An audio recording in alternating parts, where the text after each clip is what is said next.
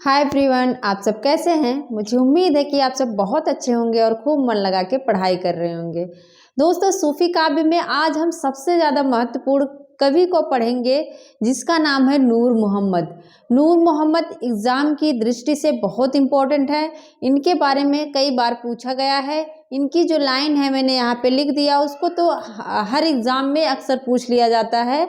तो आप लोग देखना कि अभी हम कैसे ट्रिक से इसको याद कर लेंगे, क्योंकि जो पंक्तियां हैं वो हमें बहुत दिक्कत करती हैं कि पंक्तियां कैसे याद करें कि कौन से कवि की है। तो उसको हम क्या करेंगे, ट्रिक के माध्यम से एकदम आसान तरीके से याद कर लेंगे। और अगर आप मेरे चैनल पर नए हैं तो प्लीज़ चैनल को सब्सक्राइब ज़रूर कर लें, क्योंकि हम यहाँ पे बहुत ही मज़ेदार तरीके से पढ़ते हैं। तो आइए हम देखते हैं क्या है सूफी काव्य। सूफी काव्य में हम आगे पढ़ रहे हैं नूर मोहम्मद। कौन है? नूर मोहम्मद हैं। इनका निवास स्थान जान लीजिए। निवास स्थान क्या है? सबरहद। क्या है? सबरहद है। ये कहाँ पड़ता है? जौनपुर में। कहाँ पड़ता है? जौनपुर जिले में पड़ता है। समकालीन पूछा जाता है, नूर मोहम्मद किसके समकालीन थे? तो नूर मोहम्मद मोहम्मद शाह के समकालीन थे। इसमें आप लोगों को दिक्कत ही नहीं होनी चाहिए, क्योंकि नूर मोहम्मद में भी मोहम्मद आया है और जो समकालीन है उसमें भी मोहम्मद नाम है। तो नूर मोहम्मद के समकालीन कौन हो जाएंगे? मोहम्मद शाह हो जाएंगे। इनकी रचनाएं तीन अक्सर पूछ ली जाती हैं। तीन रचनाएं हैं। हम लोग क्या करते हैं, जो फारसी की रचना है रौजतुल हकाहक, उसको नहीं याद करते हैं। हमें लगता है ये नहीं पूछी जाएगी, ये तो फारसी की है, लेकिन वो उसको भी उठा के पूछ लेता है। इसलिए याद कर लीजिए कौन कौन है। इंद्रावती है, अनुराग बांसुरी है और रौजतुल हकाहक। इंद्रावती जो है इसकी भाषा देखे तो अनुराग बांसुरी की भाषा क्या है अगर पूछे तो क्या है? अवधी। क्या है? अवधी है। और जो रौजतुल हकाहक है, नाम से ही पता चल रहा होगा इसकी भाषा क्या है? फारसी है। ये जैसा कि एक सूफी मुस्लिम कवि हैं, लेकिन जब इन्होंने इंद्रावती जैसे ग्रंथ की रचना करी तो जो मुसलमान थे इनका विरोध करने लगे। मुसलमान थे क्या थे? मुसलमान क्या करने लगे? विरोध करने लगे कि इन्होंने इंद्रावती जैसे मतलब हिंदू ग्रंथ की रचना क्यों की। तो फिर जाके ये क्या करते हैं, अनुराग बांसुरी की रचना करते हैं और इसमें इन्होंने अपने बचाव के लिए, अपना सुझाव देने के लिए कि मैंने हिंदू धर्म को नहीं अपनाया है, वो कहते हैं, जानत है वह सिरजनहारा, जो कछु है मन मरम हमारा, हिंदू मग पर पाँव न राख्यो, का बहुतय जो हिंदी भाख्यो। उनका कहना है कि जो हमारे मन में है, हमारे अंदर है, वो मरम हमारा भगवान जान रहा है। हम क्या है? हिंदी हिंदी पर, हिंदू के जो डगर है, हिंदू की जो रास्ता है, उस पर हमने पाँव नहीं रखा है। तो ये क्या करते हैं, किसमें अपना ये सुझाव देते हैं, अपने किसमें कह रहे हैं? अनुराग बांसुरी में। किसमें कह रहे हैं? अनुराग बांसुरी में ये अपना बचाव करते हुए ये बोलते हैं ही, जानत है वह सिरजनहारा, जानत है वह सिरजनहारा, जो कछु है मन मरम हमारा, हिंदू मग पर पाँव न राख्यो। ये लाइन पूछा जाता है, का बहुते जो हिंदी भाख्यो। अब कहते हैं कि बुलाती है मगर जाने का नहीं। तो कौन बुलाता है? नूर। अगर कोई नूर बुला रहा है, कोई खूबसूरत लड़की बुला रही है, नूर बुला रहा है, तो वहाँ पाँव न रखो। क्या है? उस मग पर पाँव न रखो, हिंदू मग पर पाँव न रखो। जो नूर है, कहीं खूबसूरती अगर आपको बुला रही है तो मतलब आप गलत रास्ते पे जा रहे हो। अगर आपको अपना कैरियर बनाना है, अपना भविष्य बनाना है, तो उस रास्ते पे नहीं जाके आप किताबों के रास्तों से गुजरिए, आपकी मंजिल आपको जरूर मिलेगी। तो वहीं से हमारी ट्रिक है, अगर कोई नूर बुला रही है तो उस मग पर पाँव न राख्यो, नूर मोहम्मद की हो जाएगी। इस तरह से आप याद कर सकते हैं। और इसके बाद देखिए कि इंद्रावती में क्या है? 5 चौपाई पर एक दोहा है। 5 चौपाई पर एक दोहा है, ध्यान देना। और 1744 में इसकी रचना होती है। अनुराग बांसुरी जो है वो 1764 में लिखी गई रचना है, लेकिन इसमें दोहा के स्थान पर क्या प्रयोग किया है इन्होंने? बरबय। मुझे याद नहीं हो रहा था ये चौपाई दोहा, लेकिन ये क्वेश्चन पूछ लिया जाता है कि अनुराग बांसुरी में चौपाई दोहा है, चौपाई बरबय है, चौपाई कुछ और ऐसे कर देगा कोई और, सोरठा है।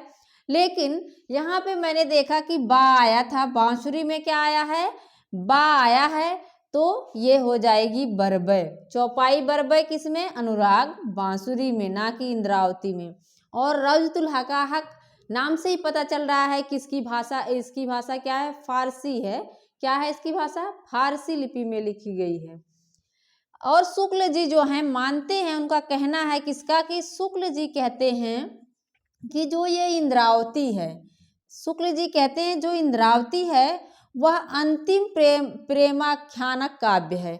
अगर पूछ ले कि सूफी का अंतिम प्रेमाख्यानक काव्य कौन सा है, तो क्या है? इंद्रावती।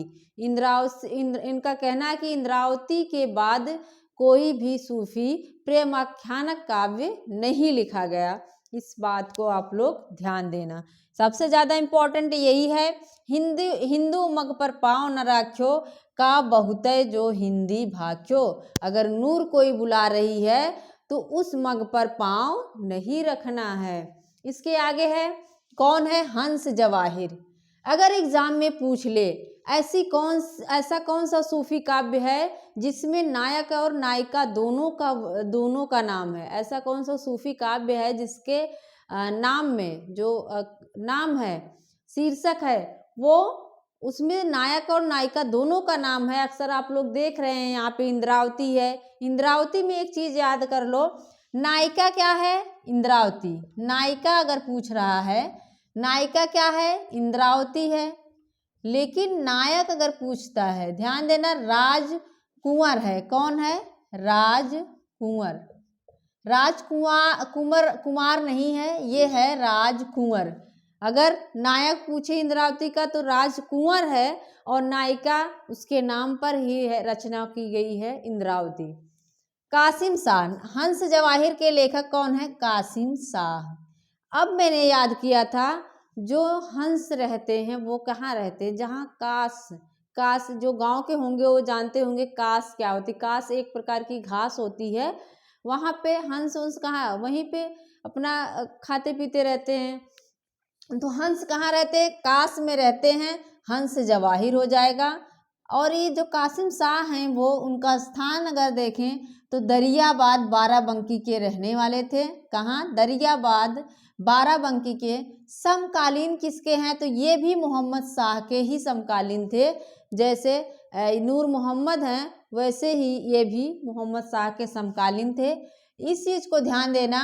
नायक कौन है? हंस है, और नायिका जो है जवाहिर है। इसमें हमें दिक्कत हो सकती है, हम सोचेंगे हंस किसी लड़की का नाम है, जवाहिर से नाम से लग रहा है किसी लड़के का नाम है, लेकिन यहाँ उल्टा है। जवाहिर क्या है? नायिका है, और हंस क्या है? नायक है। अब याद कैसे रखें? हम देख रहे हैं कि यहाँ पे छोटी ई की मात्रा है, और जवाहिर में भी छोटी ई की मात्रा है, नायिका में भी छोटी ई की मात्रा है, और जवाहिर में भी छोटी ई की मात्रा है। इस तरह से आप लोग लिंक कर लेना, जो जवाहिर है वो नायिका है, और हंस में, नायक में भी कोई मात्रा नहीं है, तो वो क्या हो जाएगा? नायक हो जाएगा, हंस नायक। भाषा क्या है इसकी? अवधी है। भाषा क्या है? अवधी है। और 7 चौपाई पर एक दोहा, इसको याद रखना, 7 चौपाई पर एक दोहा है। पद्मावत, एक देखना आप लोग, मैंने 3 रचनाएं बता दिया, एक है पद्मावत, दूसरी है यही हो गई हंस जवाहिर, एक है चित्रावली। कौन है? चित्रावली।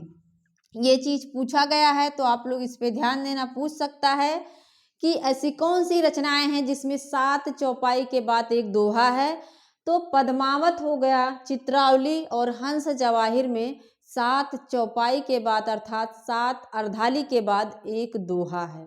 ठीक है, आप लोग ध्यान से सारी चीजें देख लीजिए, और अच्छे से पढ़ते चलिए।